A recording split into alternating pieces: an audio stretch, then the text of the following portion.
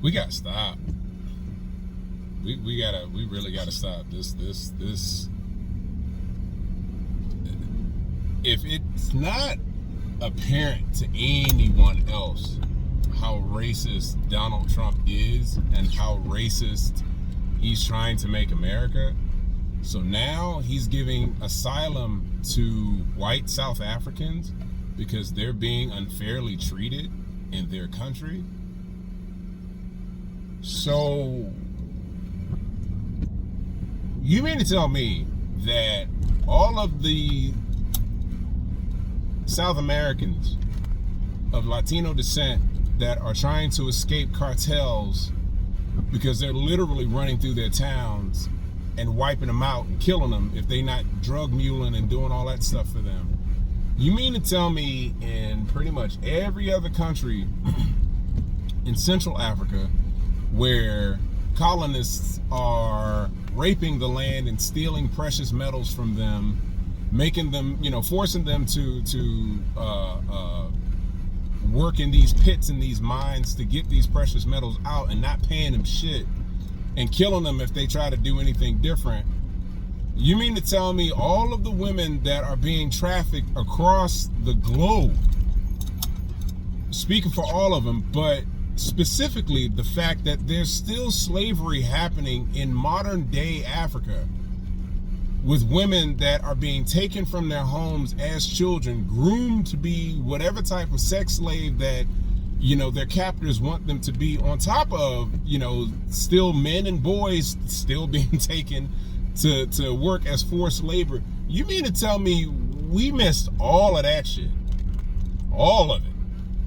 But we found these white South Africans and said, oh shit, they're being treated unfairly, we need to give them asylum.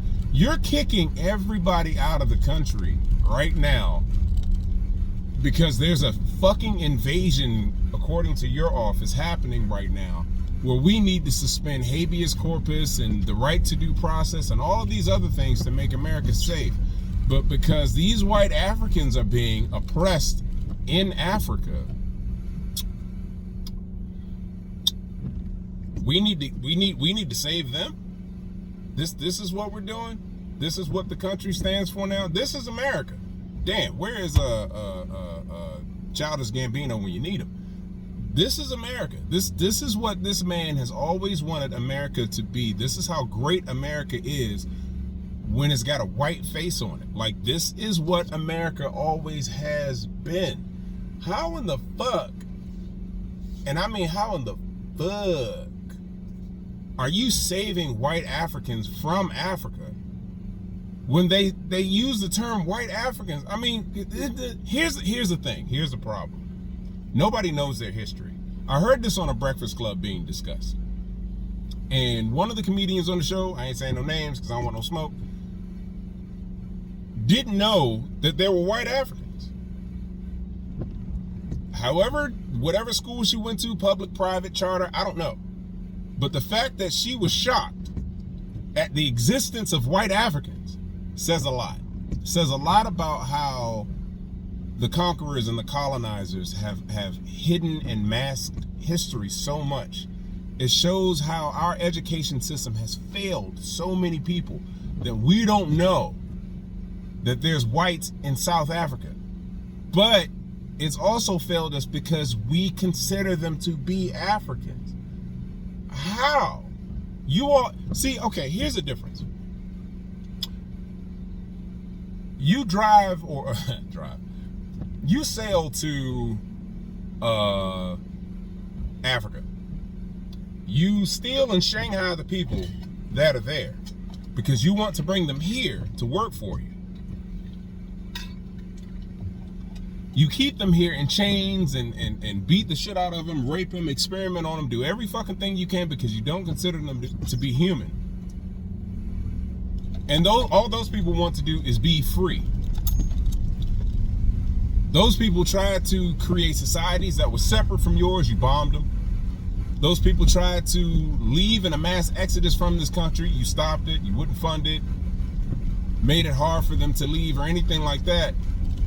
Those people, I think, deserve to be called Americans.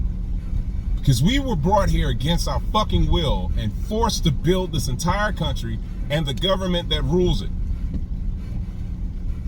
However, when you go to another country with guns and warfare and all of that other good stuff to try to take that country over, and it doesn't work, and the people that originally owned that, the people that originally owned that country are now trying to take it back from you, I don't think that gives you the right to call yourself a part of that country.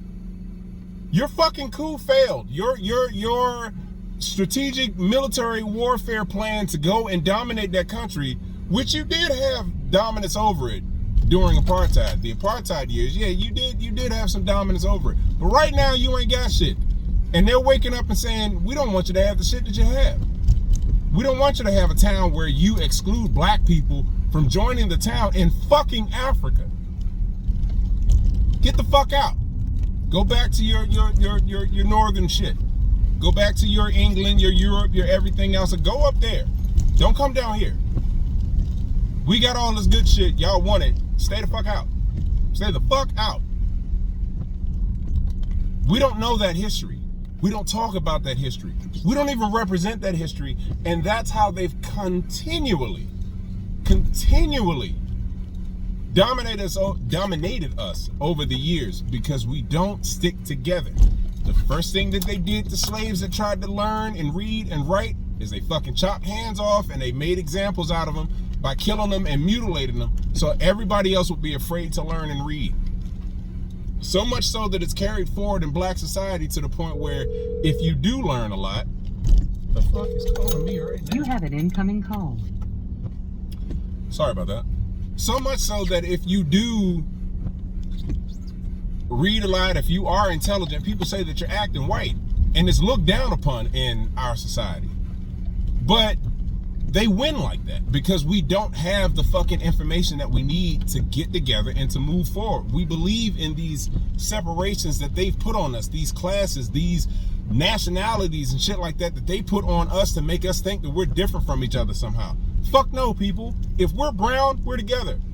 I don't give a fuck if you light skin, dark skin. I don't give a fuck if you from America, Africa, South America, Mexico. If we're brown, we are together.